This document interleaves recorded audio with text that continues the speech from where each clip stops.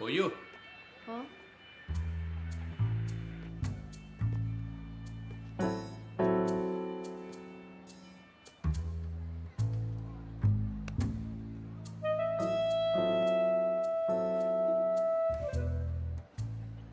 Hindi ba nurse ka? Wala kang pinagkakabalahan?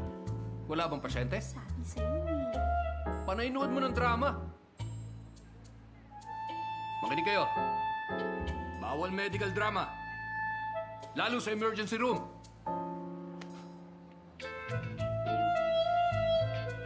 Naku, lalamig ako. Dali, yung pagkain ko. Sabi mo. Bilisan mo. Mawawala yung itlog ng balat eh. Ano?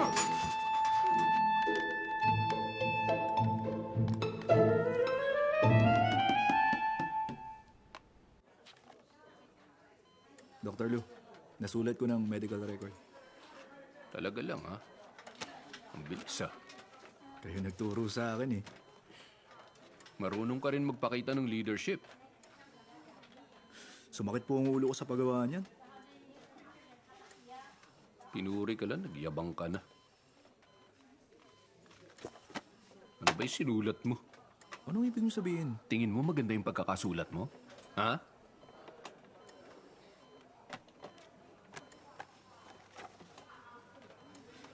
Pero, sinulat ko ang symptoms, vital signs, diagnosis at treatment. Kaya anong problema? Sinulat mo nga lahat. Pero accurate ba? Paano hindi accurate? Tatanungin kita.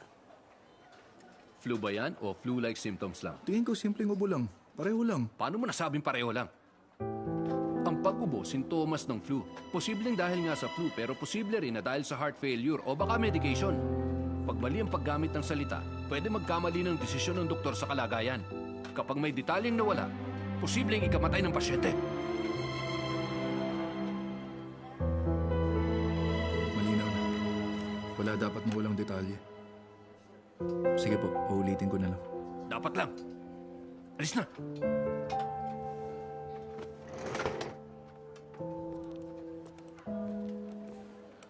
Alam mo bang buntis si Lee at ayaw panagutan ng boyfriend niya? Talaga? Balita ko tumakbo siya paglabas ng resulta. Grabe naman.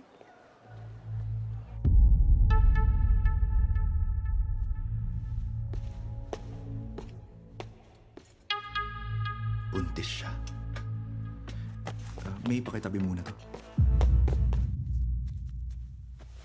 Heto, mag-itlog ka. Hindi ka ba nagsasawa sa tinapay? Itong itlog, masustansya. Bed 27, Pop? lumabas na ang resulta. Walang problema. Pwede ka na ma-discharge mamaya. Ay, salamat.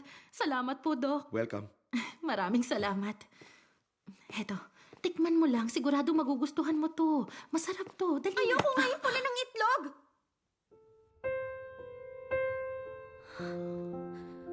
Ano bang problema? Pasensya na. Yun kasi lagi ang pinapakain ng mga magulang ko. Yung puti ng itlog ang kanila. Totoo, gano'n naman lagi ang mga magulang. Binibigay sa mga anak ang mas masustansya. Lagi silang nagluluto ng bagong ulam. Tapos ako lang ang kumakain. Sila ang kumakain sa tira. Ginagawa nila yun para sa'yo. Kaya naman, ayoko nang kumain ng pula ng itlog. 3 times a day daw. Okay.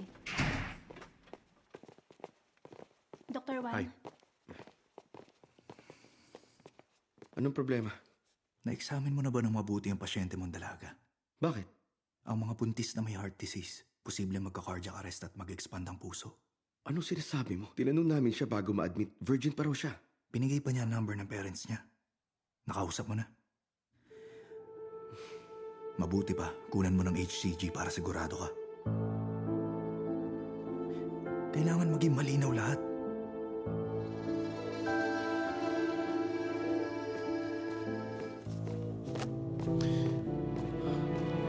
Nasaan ang pasyente? Na-discharge na. Sino nag-discharge? Ang sabi mo, okay na raw siya, kaya tumayo na. Nasa si Bed 26. Hindi ko po nakita. Bigla siyang umalis.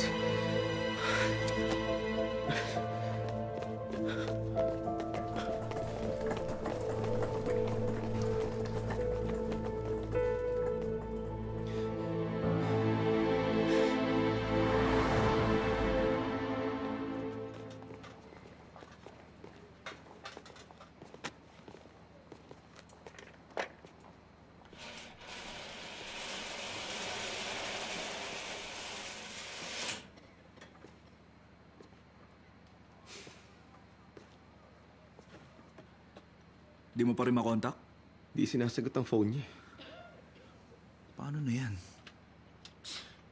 Doc, tinan mo estudyante mo. Problemado yata. Huwag mo na lang pansinin. Anong problemado yata? Wala akong inuurungan kahit dumagsa pa ang pasyente.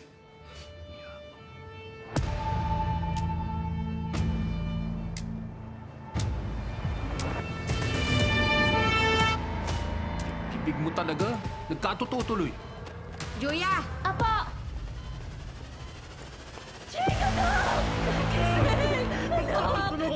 Pinatake po, Dok! Pinatake po, Dok! 1 milligram ng adrenaline IV. Nakising na! Anak! Ready? 1, 2, 3. Ilabas niyo na. Atras lang po.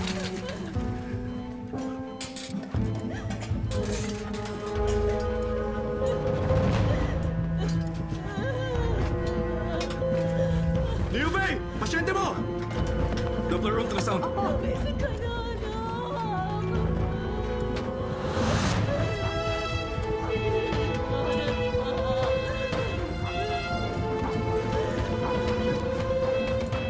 Na-inject na po.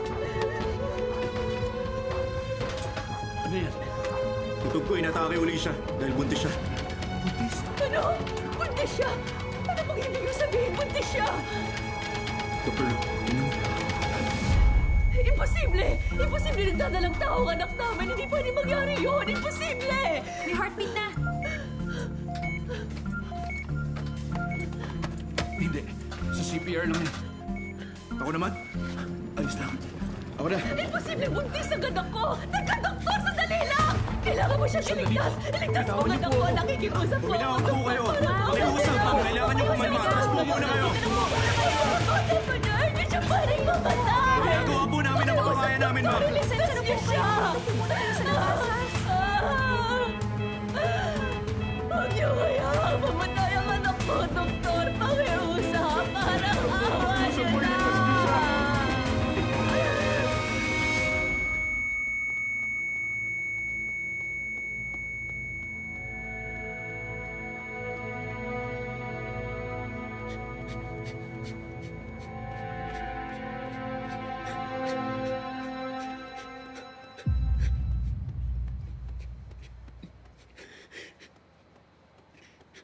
Liu Fei.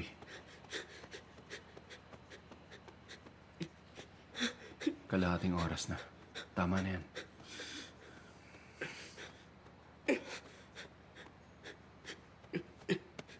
Liu Fei. Hayaan mo ka.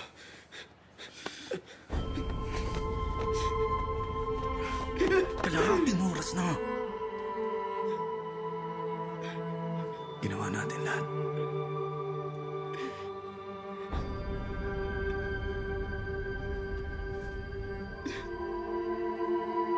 Clinical death, 6:28 p.m.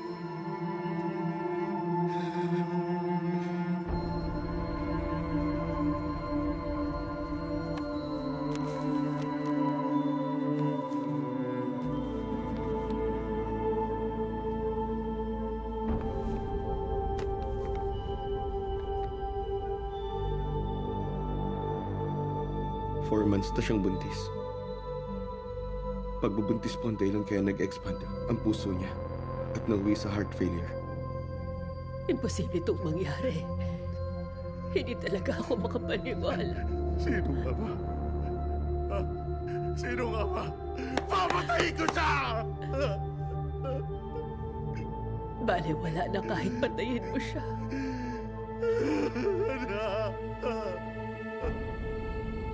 Nakakabigla to. Paano nangyari kayong kasama naman namin siya sa nakalipas na 4 na buwan? 4 na buwan? Bakit hindi man lang namin namalaya na nagdadalang tao pala ang aming anak? Palagi ka nasa opisina. Ako naman araw-araw sa construction site. Wala tayong oras sa kanya. Hindi natin siya nabigyan ng atensyon araw-araw. Kawawa naman ang anak nating si Ching. Nakakalungkot ang nangyari sa kanya.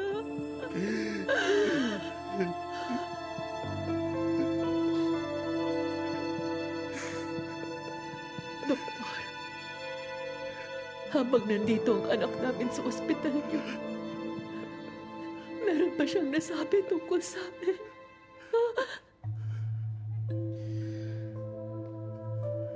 Hindi ko po siya gano'n nakakausap. Pero kailan lang, yung katabi niyang pasyente, binibigyan siya ng itlog.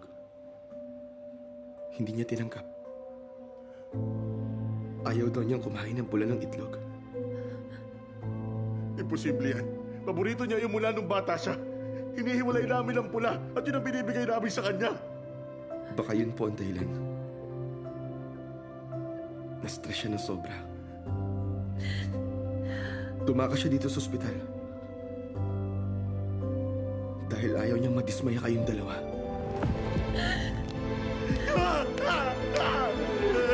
Sige na ko!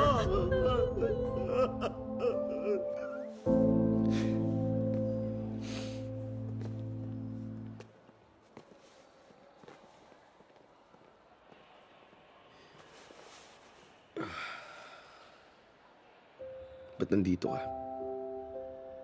Para damayan ka. Di na kailangan.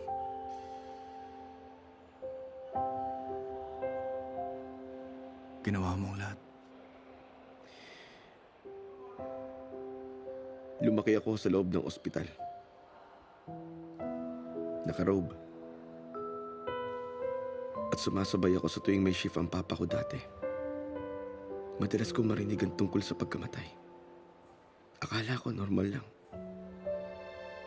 Pero ngayon ang unang pagkakataon na maramdaman ko ang sakit ng namamatayan.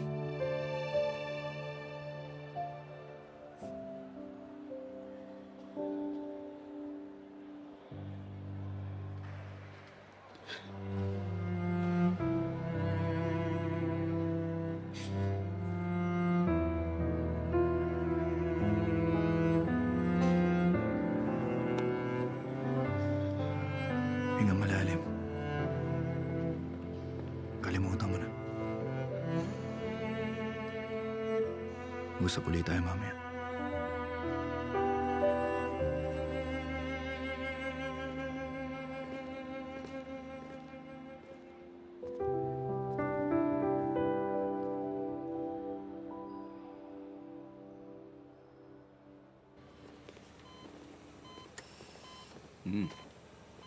Pwede na. Maayos ng gawa mo ngayon ah. Tama po kayo. Yung mga sintomas pwede sa iba't ibang sakit. Inalam ko ang disease history niya, pati na ang medication history. Yung cardiac arrest niya, nag-trigger dahil sa overdose ng digoxin. Kaya di na kailangan ng pacemaker. Ita-transfer na sa ward for observation. Teka. Matanong kita. Alam mo ba kung bakit mabilis ka matuta? Kasi desidido ko at seryoso. Kasi sa mababang antas ka nagsimula. Kaya marami kang room for improvement. Ituloy mong pagsasanay ng diagnosis at treatment.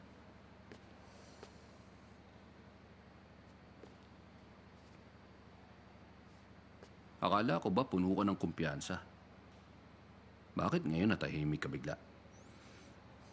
Naisip ko lang, kung na-diagnose ko na maaga, malamang nagawa kong iligtas yung dalaga.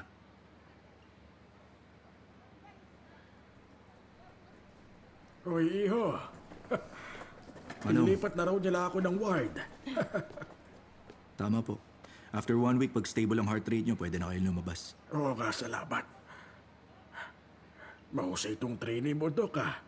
Seryoso siya, metikuloso at napaka-professional. Akalain mong inimbestigahan niya lahat ng tungkol sa mga ninuno kong patay na. Tinanong niya rin kung anong mga naging sakit nila. Bakit pa? Hindi lang metikuloso. Mabuti rin siyang anak. Oo, tama. Ayoko lang may maiwang detalye. Oh, eto. Ano po Yun na yun? yan. Kunin mo. Nakuha ko yan dun sa kantin. Sagana yan sa vitamin C. Alam kong abala ka buong araw, kaya kailangan mo magpalakas ng resistensya, ha? Salamat po. Tayo na. Salamat sa inyo. Sandali lang. Yung papunta sa ward, doon po ang daan. Ganun Wag na, ba? wag na. Ako na. Madali kasi itong maligaw eh. Paglabas niyo sa lobby, may mga sign na doon. Sundan niyo lang po yun. Sige, salamat ulit ha.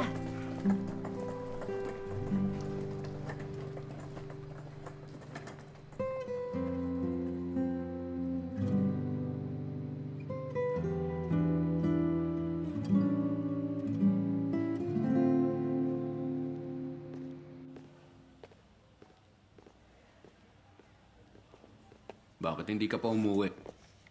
Pupunta ako sa Liufe. Doc, salamat ah. Gusto mo? Tigilan mo ako. Seryoso naman ako ah. Hindi ko ibababa ang expectations ko sa'yo. Kaya nga ako nagpapasalamat. Nagtapos ka ba ng doctorate degree para lang magpasalamat? Dr. Lu, patas ang tingin ko sa may mga bachelor's degree, kaya sana naman patas din kayo sa amin.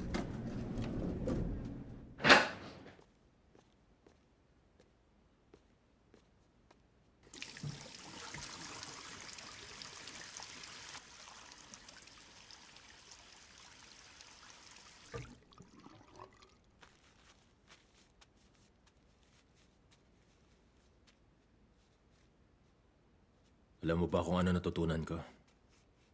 Dito sa ospital mula noon.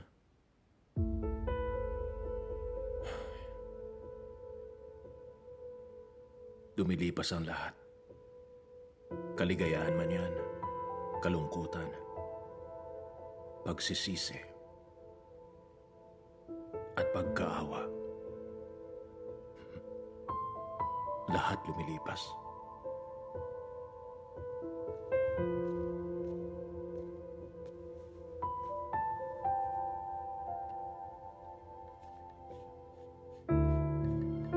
Isang taong namatay sa unang araw ko.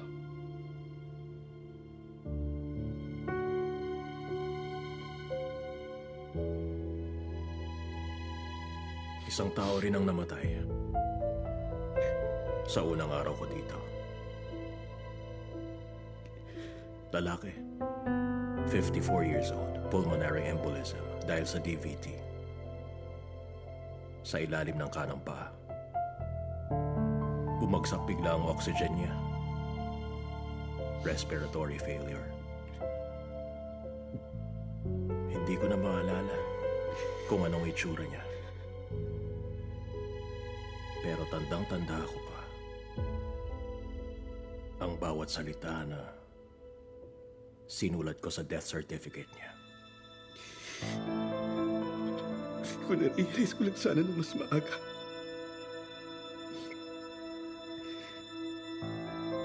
Kung nakunan ko lang sana siya agad ng HCG.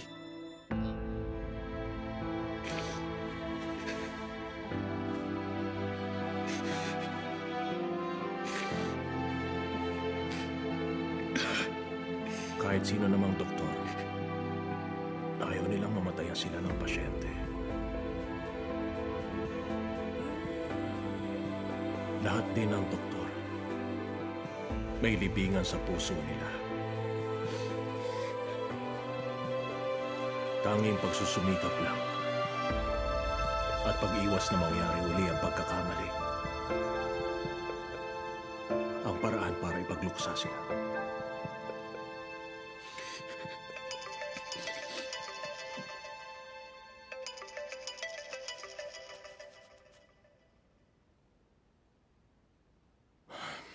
Hello?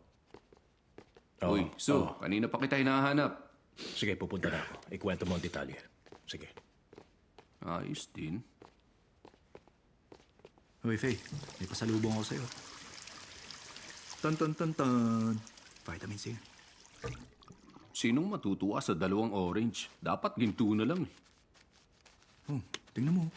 Kulay ginto naman, di ba? Makulay at ang kintab. Bango pa ng amoy, oh. Amayin mo.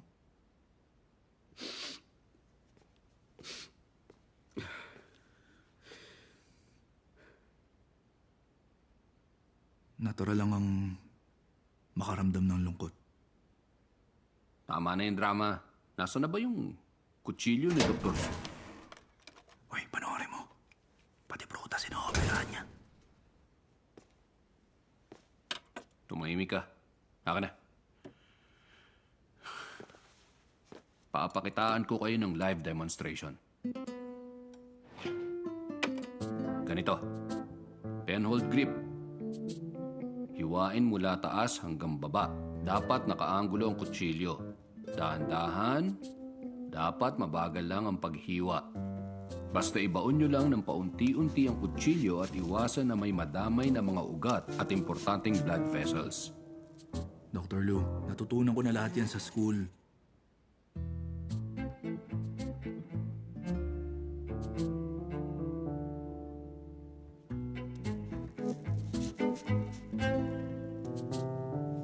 Sinong teacher ang nagturo sa'yo sa school, ha? Wala sa ayos ang paghiwa mo. Mali ang hawak mo ng kutsilyo eh. Patatalsi ka ng dugo sa mukha si Liu Fei. Amin mo. Tingnan mo kulay. Dr. Su, asphyxia sa bed 33! Hanapin ko siya. Wala nang oras. Tayo na! Hindi na po makahinga.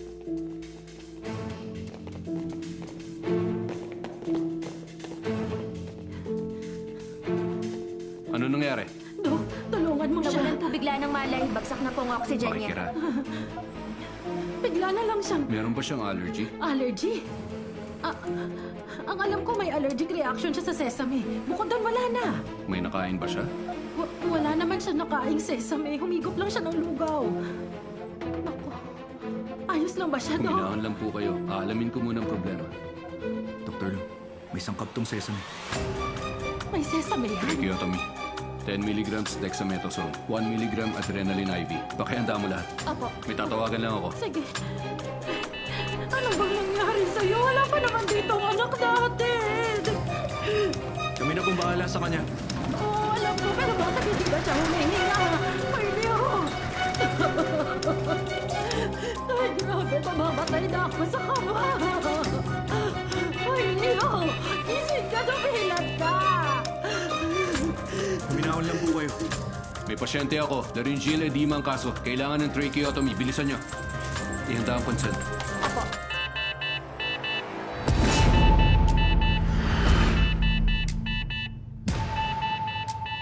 Dr. Lou! Dr. Lou! Dr. Lou!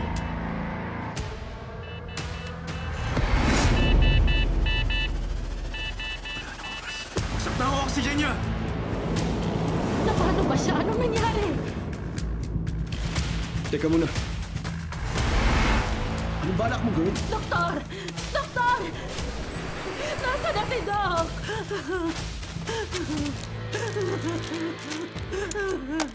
Ako na bahala sa kanya. Huwag Yang Ming, wag!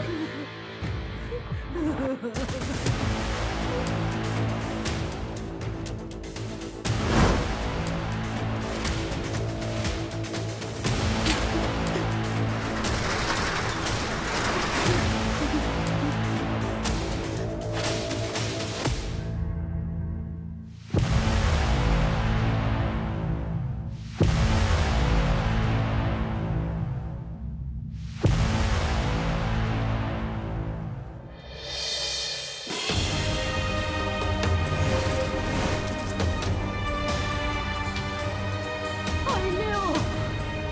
Gumising ka! Kontakin mo ulit sila! Apo!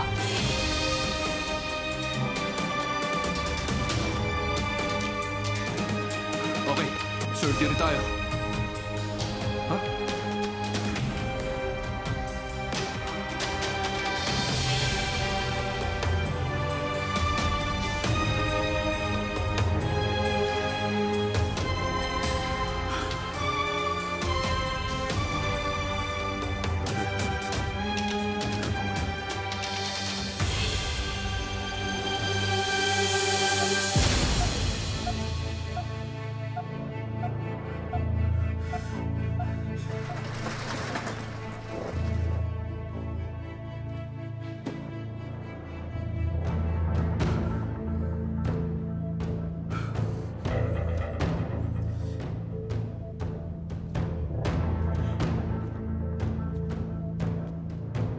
Linisan mo. Kunin ang vasopressor sa gamot.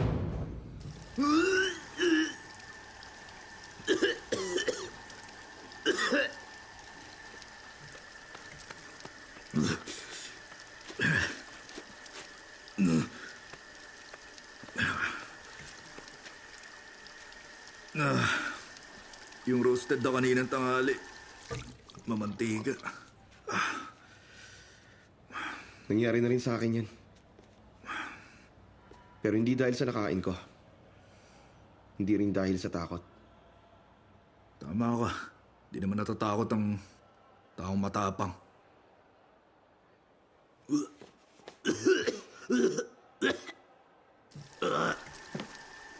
Ikaw ang tunay na matapang. Dahil nakapagligtas ka ng buhay. Kasama kita. Nagawa natin. Ang galing natin.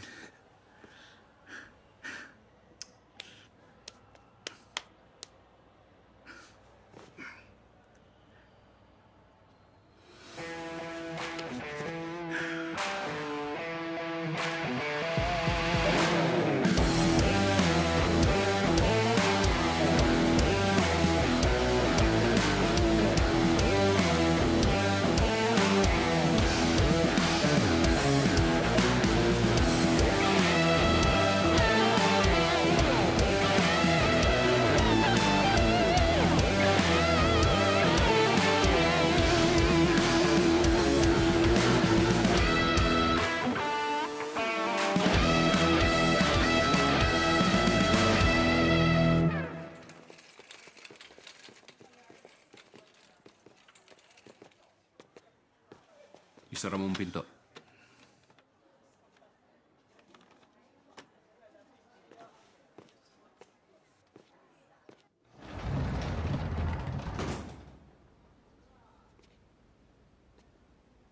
Isa yung ward.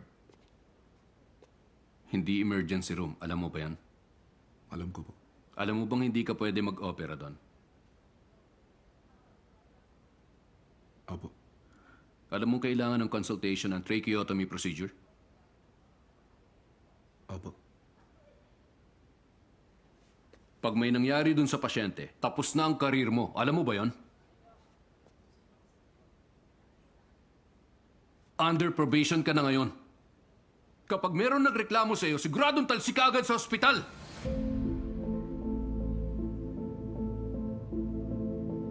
Oh, ba't natahimik ka? Natakot ka, ha? Kanina ang tapang mo may pasayaw-sayaw ka pa nalalaman. Tingin mo ba talaga magaling ka na? Ha? Ang husay mo. Tingin mo superhero ka ng buong mundo? Di ko na nagawang isipin pa yun. Ano ba kasing laman ng utak mo napakahusay? Naisip kong parents ko. Naoperahan si Mama habang wala ako sa tabi niya. Dasal ko lagi na may magligtas sa kanila pag nasa peligro sila.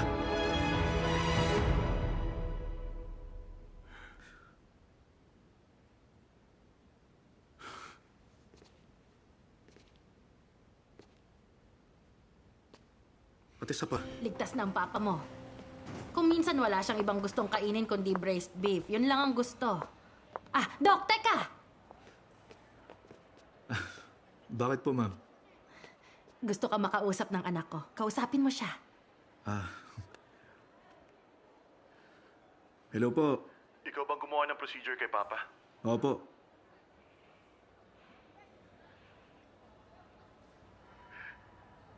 Hindi nila sinabi na na-hospital siya. Salamat.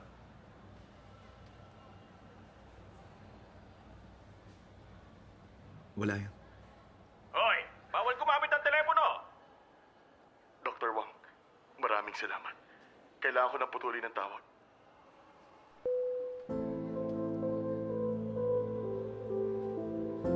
Nagtatrabaho kasi siya. Madam, tama po kayo. Pareho nga kami ng anak niyo.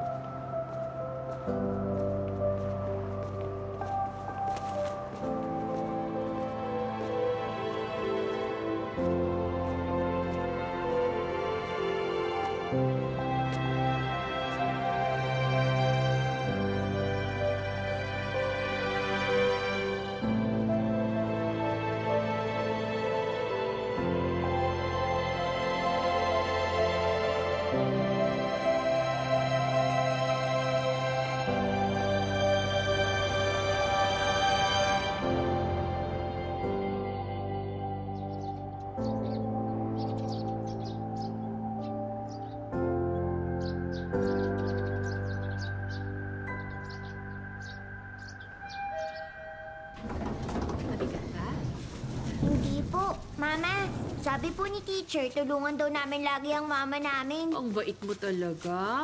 Mama, Ha? bakit po dito natutulog sa atin si Tito? Hindi naman siya kumakain ng almusal at tanghalian. Kasi anak, doktor siya at malamang pagod na siya. Lapag mo na dyan. Kumusta? Ganyan. Oh, gising ka na. Oo. Kumain ka na ba? Oo, papasok na ako. Tito, bakit po ang haba lagi ng tulog mo kapag nandito ka? Ganun talaga matulog ang mga growing boy na tulad mo. O sige na, papasok na ako.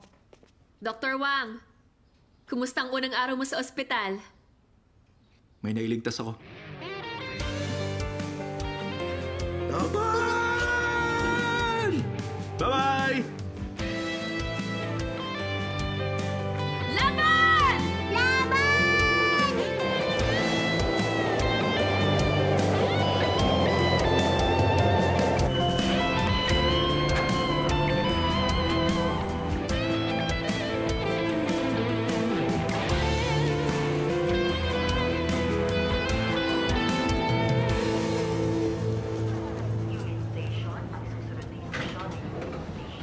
Paalala lang po sa lahat ng mga pasahero, binilag ng gamit bago bumaba. The next station is Yulin Station. Please get ready for your arrival.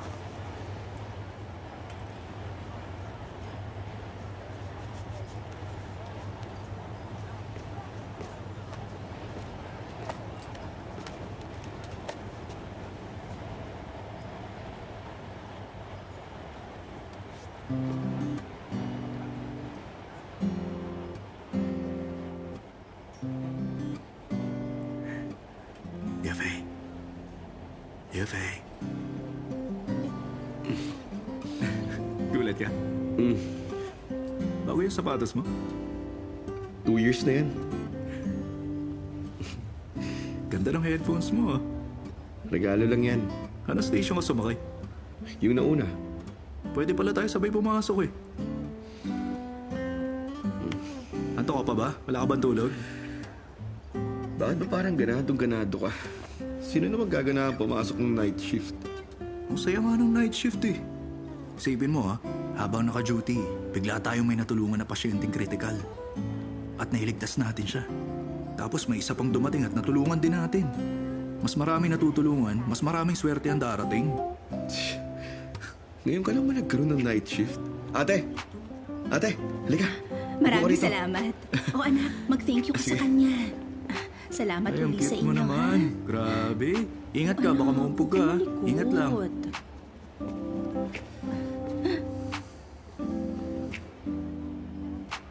Wala akong ganong intern experience. Scientific research kasi yung tinapos kong doctorate degree. Formality lang ang internship. Nirush ko ang thesis ko kaya wala akong experience. Kaya pala. Lagi ba nagtatrabaho sa mga ospital ang mga clinical student? IM surgery, gynecology, pediatrics, ultrasound. Galing ako dun lahat. Ang galing naman. Alagaan mo ako balang araw, ha? Teka lang. Tatanggalin ko muna to.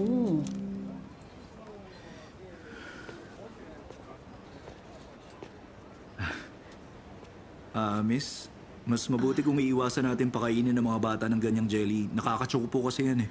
Ayos lang. Paborito niya kasi to. Mataas ang peligro sa mga ganyan. Sa statistics, 26.1% ng mga accidental death nagmumula sa mga batang maliliit. Choking at suffocation ang madalas na resulta dahil sa pagkain ng ganyang klase ng jelly. Delikado talaga yan sa kanila.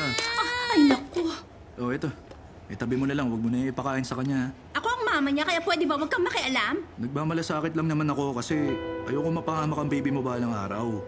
Responsibilidad ng guardian na maging maingat. Tama siya, Iha. Sumunod ka. Narinig mo yun, ha? Bawal ka nang kumain nito. Sige, baby, huwag ka nang kakain ng jelly, ha? Huwag ka nang umiyak. Sila ang nagsabing bawal, kaya tumahimik ka.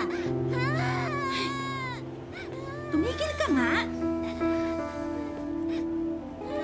Kailangan pa ba yun? Ano ba problema? Ayos lang magmalasakit. Pero sumobra ka. Ayaw niyo kasi maniwala sa akin eh. Kailangan mo ba talagang ipagdiinan? Tingin mo susunod siya kung hindi? Tingnan mo. Nag-aatas lang, okay na.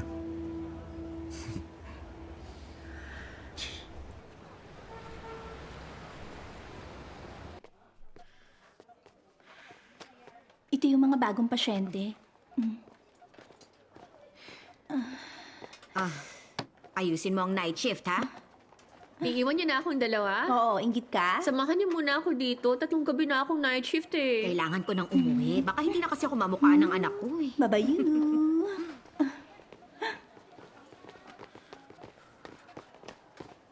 May date ako ngayon.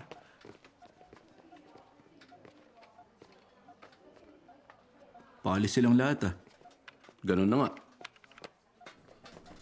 Iiwan nila ang mga pasyente. Sa ating dalawa lang. Ilan bang gusto mo maiwan? Ang daming tao dito pag day shift Kaya nga tinawag tong night shift eh.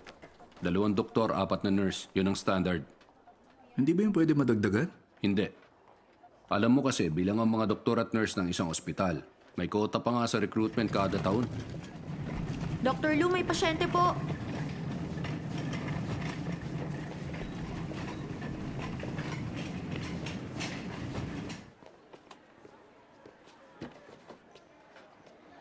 Salamat. Anong test result? Edad ng pasyente 22 years old. Nanigip ang dibdib, hirap huminga. Ejection fraction 30%. Sabihin mo, anong normal ejection fraction? Anong ibig sabihin ng 30%? Ang normal EF, 55 to 65%. Ang EF na less than 40%, indikasyon ng heart failure. Delikado na yan. May history ba ng heart disease ang pasyente base sa initial exam? Opo, congenital heart disease sa edad na 11. Ventricular septal defect. Hindi daw pumayag ang pamilya sa surgery dahil sa takot. Posibleng dahil yan sa pulmonary hypertension at heart failure. Medication tayo. Saan ka pupunta? Kukuha ng gamot. Hindi mo yung kailangan gawin. May mas importanteng trabaho naghihintay sa'yo.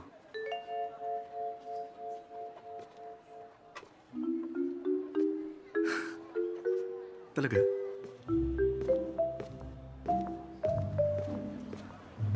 Para sa ER po. Oo. Ito na po.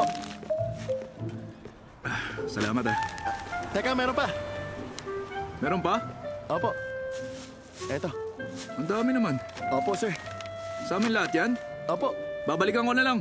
Pero marami pa akong biyahe, sir. Ang dami ko ng bitbit Sige, sir. Tulungan ko na kayo.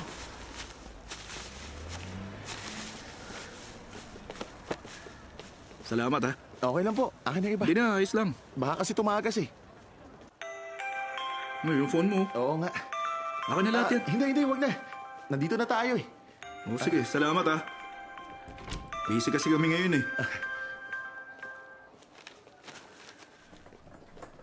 Doc, yung pong nasa bedpan, kumusta siya?